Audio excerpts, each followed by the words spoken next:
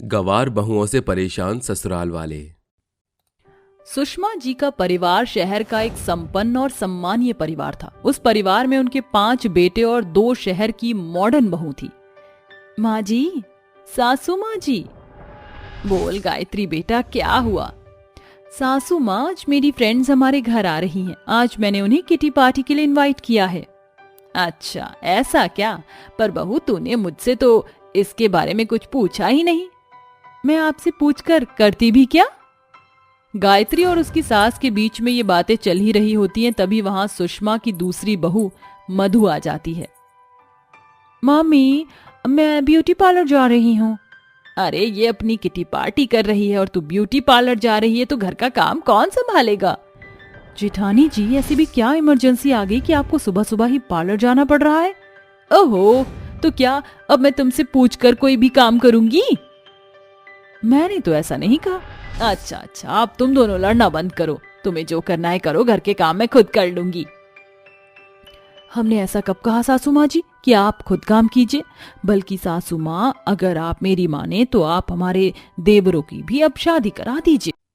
गायत्री बिल्कुल सही कह रही है मम्मी। वीर, राहुल और आदित्य भी अब शादी के लायक हो चुके, आप उनकी शादी कर दीजिए। इससे हमें भी थोड़ा रेस्ट मिल जाएगा।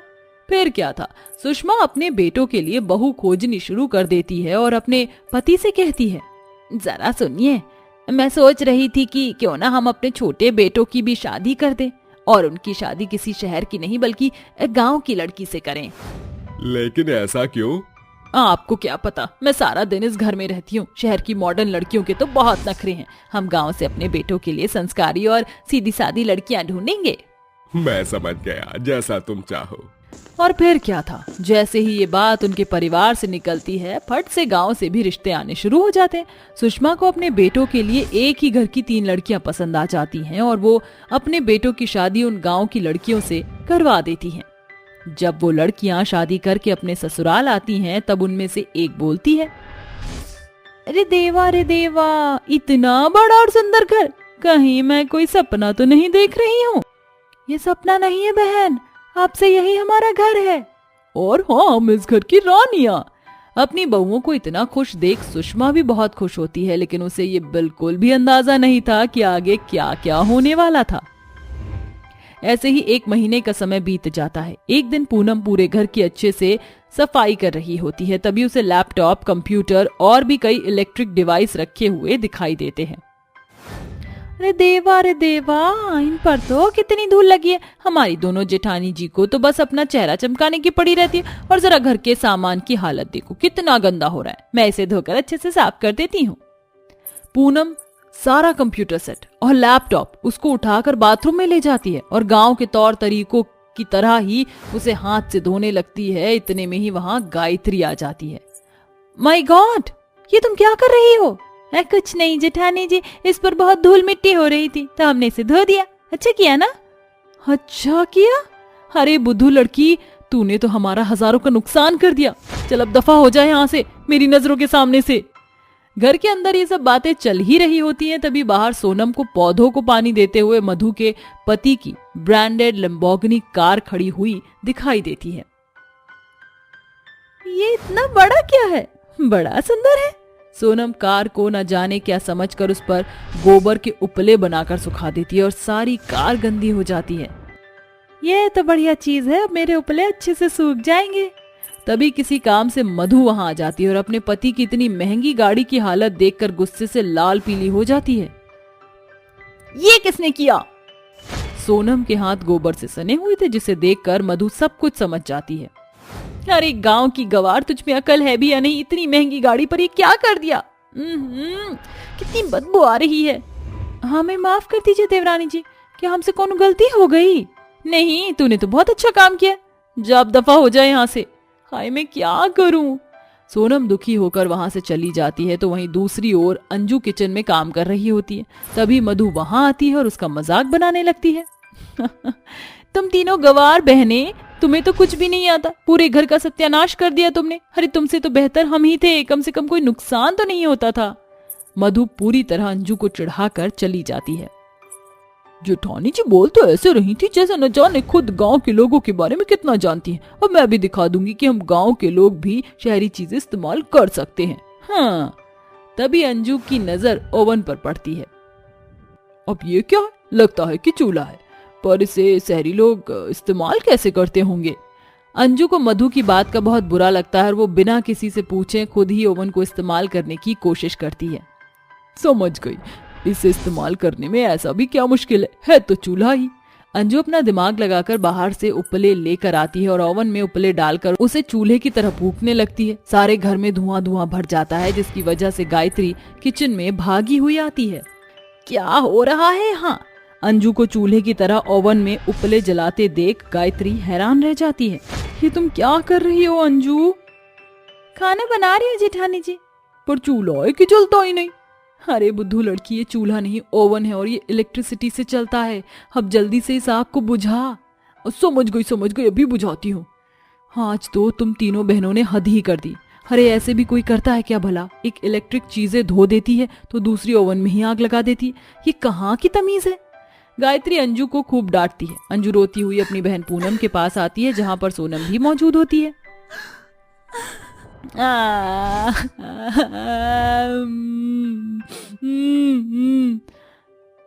क्या हुआ अंजू, तू रो क्यों रही है?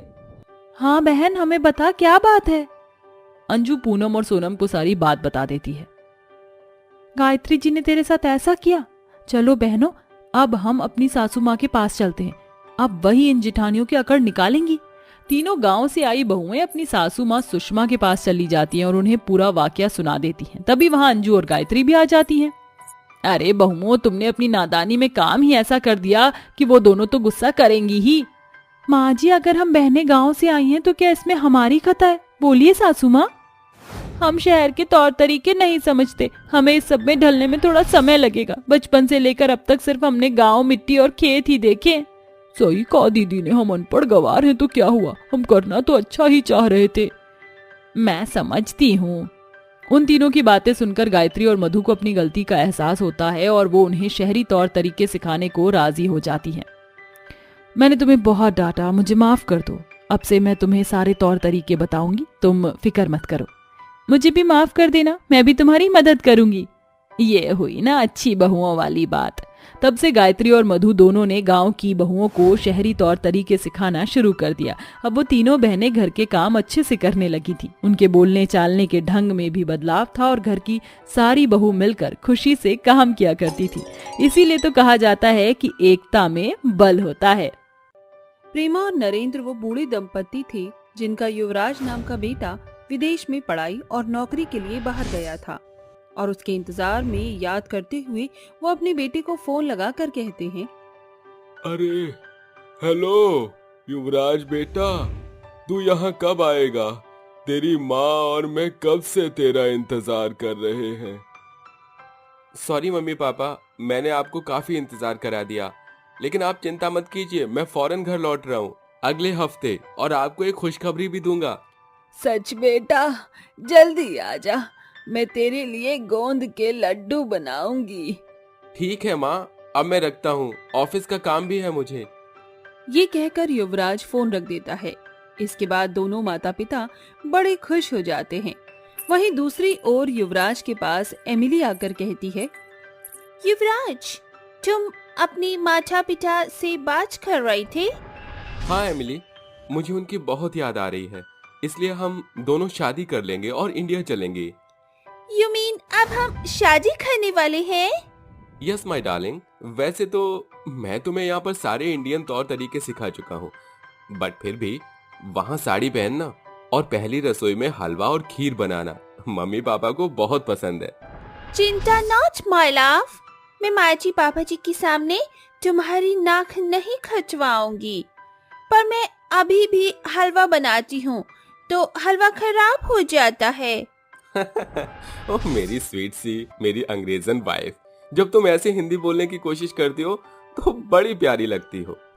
तभी दोनों इंडिया जाने के लिए पैकिंग कर लेते हैं, फिर अगले ही हफ्ते पहुंच भी जाते हैं। जैसे ही युवराज घर पर दस्तक देता है तो प्रेमा दरवाजा खोलती है।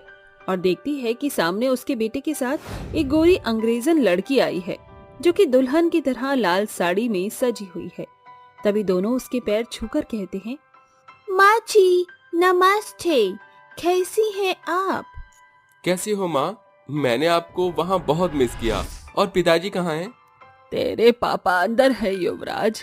ये गोरी अंग्रेजन लड़की मेरी बहू है क्या? हाँ माँ, आपने बिल्कुल ठीक समझा। पर बेटा, तू अपने देश की किसी संस्कारी बहू से शादी कर लेता। ये तो बाहर की विदेशी है, अंग्रेजी बोलती होगी ना।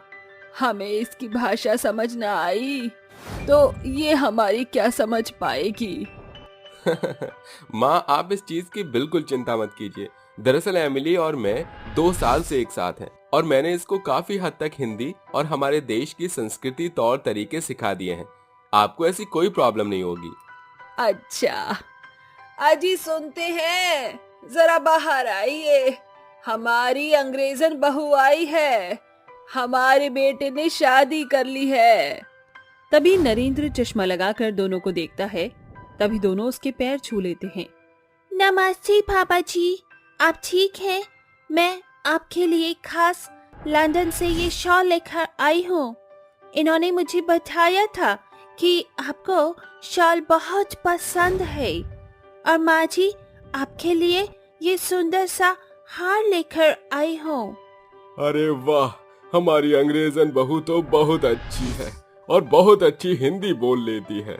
सच में युवराज, बहुत अच्छी बहू लाया है तू। हाँ बहू, तूने तो मेरा दिल जीत लिया। विदेशी बहू भी होकर इतनी अच्छी हिंदी बोली तूने। और ये जो हार है ना, ये बहुत सुंदर है। 1 मिनट रुक, तुम्हारा गृह प्रवेश कर दूं। मैंने कहा था ना, आप दोनों को मेरी अंग्रेजन बीवी अच्छी लगेगी। तभी सास अपनी अंग्रेजन बहू और बेटे की आरती करके उनका गृह प्रवेश करवाती है। फिर दोनों आराम कर लेते हैं। अगले दिन जब बहू पहली रसोई के लिए तैयार होकर आती है तो सास उसे देखकर काला टीका लगाकर कहती है, अरे वाह बहू, तू बहुत सुंदर लग रही है। नजर ना लगे तुझे, इसीलिए मैंने काला टीका लगा दिया। वैसे तू घर के काम कर लेती है, मतलब हमारी पहली रसोई में खीर और हलवा बनता है। तू क्या बनाएगी बेटा?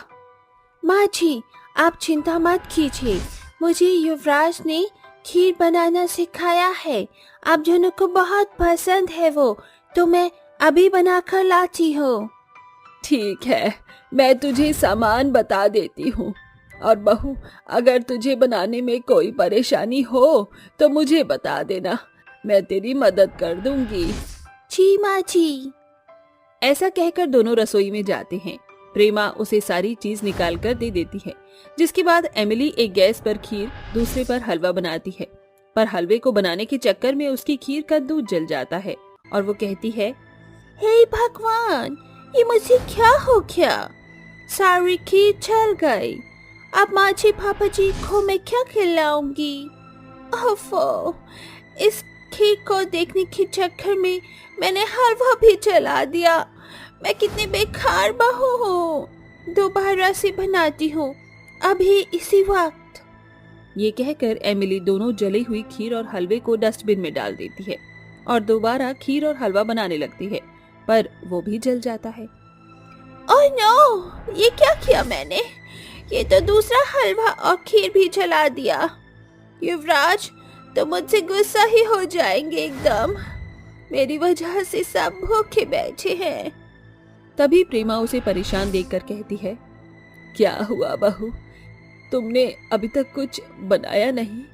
अगर नहीं बना पा रही हो तो कोई बात नहीं, मैं तुम्हारी मदद कर देती हूँ। नहीं नहीं माँ जी, आप फिक्र मत कीजिए, मैं बना लूंगी। बस थोड़ा सा वक्त और, वो वाला अच्छा नहीं बना था मुझसे। एमिली की बात सुनकर प्रेमा चली जाती है। फिर युवराज उसकी मदद के लिए आता है, पर वो मना कर देती है।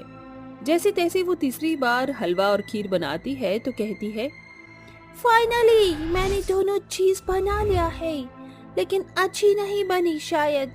हलवे में घी कम है और खीर में चीनी कम लग रही है। पता नहीं सब क्या बोलेंगे। सब 3 बार बनाकर वेस्ट कर दिया। बेचारी मेरी अंग्रेजन बहू, इतना हलवा और खीर बना ली लेकिन बना नहीं और ना ही मेरी मदद ले रही है। कुछ देर बाद जब बहू का बनाया हुआ हलवा वो लोग खाते हैं तो ससुर उसके हलवे की तारीफ करता है, पर एमिली रोते हुए कहती है, पापा जी आप झूठ क्यों बोलते हैं? मैंने हलवा खीर दोनों अच्छी नहीं बनाए, मुझे माफ कीजिए। अरे नहीं नहीं, कोई बात नहीं बेटा, जरूरी थोड़े है कि हमेशा पहली रसोई में अच्छा बने। वक्त के साथ तुम सीख जाओगी, ऐसे उदास मत हो। ये लो अपना शगुन। अरे एमिली, कोई बात नहीं, होता है। सॉरी माँ जी पापा जी, पर अभी मैं शगुन नहीं लूंगी। जब तक आपको अच्छा सा हलवा बनाकर ना खिला दूं, मैं इसे अच्छा बनाकर ही रहूंगी। ये कहकर एमिली कमरे में चली जाती है। घर का सारा काम करने के बाद वो रसोई में रोज दोनों चीज बनाने की कोशिश करती है, पर कमी तब भी रहती है। एक बार जब वो बाजार जाती है तो एक भूखे बच्चे को वो खाना खिलाती है। तभी एक परी उसे रोक कर कहती है, सुनो, तुम एमिली हो ना? मैं जानती हूँ तुम क्यों परेशान हो, पर तुम्हारी परेशानी का समाधान है मेरे पास। पर आप मेरी मदद करना क्यों चाहती है? क्योंकि थोड़ी देर पहले तुमने एक बच्चे की मदद की थी, इसीलिए अब बताओ। मैं इसीलिए परेशान हूँ क्योंकि अपने ससुराल वालों को मैंने पहली रसोई में कुछ भी अच्छा बनाकर नहीं खिलाया। मेरे खीर हलवा हमेशा खराब हो जाते हैं। चिंता मत करो, इस बार नहीं होगा। ये जादुई मेवा है, जब तुम इसे किसी भी खीर या मिठाई में डालोगी तो तुम्हारी सारी चीज अच्छी हो जाएगी। सच? आपका बहुत बहुत शुक्रिया। एमिली का शुक्रिया सुनते ही वो परी वहाँ से चली जाती है। तभी घर आकर एमिली दोबारा से हलवा और खीर बनाती है। फिर जादुई मेवा वो उसमें डाल देती है और घर वालों को खिलाती है, जिसे खाकर घर वाले कहते हैं, अरे वाह बहू, इस बार तो तुमने हलवा और खीर दोनों ही बहुत लाजवाब बनाई है। अरे सच में बहू, इस बार तो अपना शगुन लोगी ना? छी माँ जी पापा जी। मुझे पता था कि तुम परफेक्ट हो जाओगी, इसलिए कल हमारे घर पर बाकी दूर की बहनें यानी हमारी मौसियाँ आने वाली हैं। तुम उनको यही खिलाना। छी युवराज जी। ऐसे ही अगले दिन जब युवराज की दूर की मौसी घर आ जाती हैं तो एमिली उनके लिए हलवा बनाती है, जिसमें वो मेवों का प्रयोग करती है। उसे खाकर सब लोग उसकी तारीफ करते हैं। अरे वाह वाह प्रेमा, तेरी अंग्रेजन बहू ने तो हलवा बहुत बढ़िया बनाया है। उम्मीद नहीं थी कि इतना अच्छा होगा। सच में बहुत ही अच्छी संस्कारी बहू है, और उसका हलवा भी। हाँ, और खाओ, मेरी बहू ने बहुत सारा बनाया है। ये ले बहू तेरा शगुन। उसके बाद सब लोग चले जाते हैं। फिर उदास मन से एमिली अपनी सास के पास जाकर कहती है, माँ जी मुझे माफ कर दीजिए। दरअसल मैंने अपनी मेहनत से नहीं बल्कि जादुई मेवे की वजह से ये हलवा बनाया है। मुझे तो बनाना आता ही नहीं। मुझे एक परी ने जादुई थी, वो उसने मुझे ये दिया, और इस वाहवाही की हकदार मैं नहीं हूँ। गलत कह रही है बहू, तू इस वाह की बिल्कुल हकदार है, क्योंकि तूने असल में अपनी मेहनत से इतना स्वादिष्ट हलवा और खीर बनाई है। वो जादुई परी नहीं थी, मैं ही थी। असल में तूने इतना अभ्यास किया कि तूने खुद इतना अच्छा हलवा बना लिया। जो तेरा आत्मविश्वास खो गया था, बस मैंने जादुई परी बनकर तुझे वही वापस किया है। इसका मतलब माँ जी वो मैंने अपनी मेहनत से हलवा बनाया था? हाँ बहू।